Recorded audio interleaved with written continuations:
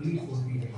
Roots इसकी वजह निकलने से के बाद 15 दिन तक 20 दिन में इसके आपको दिखेंगे नीचे धागे टाइप रूट्स आ जाएंगे, जैसे धागा होता है ना उस तरह से आ जाएंगे। फिर इसको आप चाहो तो इसी में पानी बदल के दोबारा इसी में लगा सकते हो, अगर आपको शो पीस के तौर पर चाहिए तो। नहीं तो आप इसको डायरेक्ट गमले में प्लांट को लगा दीजिए, उसको सेमी शेड में रख दीजिए, तो आपका अनानास का पौधा बहुत जल्दी तैयार हो जाएगा। और ये इंडोर प्लांट भी बहुत अच्छा सुंदर लगता है। ये देखिए, मैं इसको अपनी किचन की खिड़की में रखूँगी। यहाँ इसको धूप भी मिल रही है, देखिए।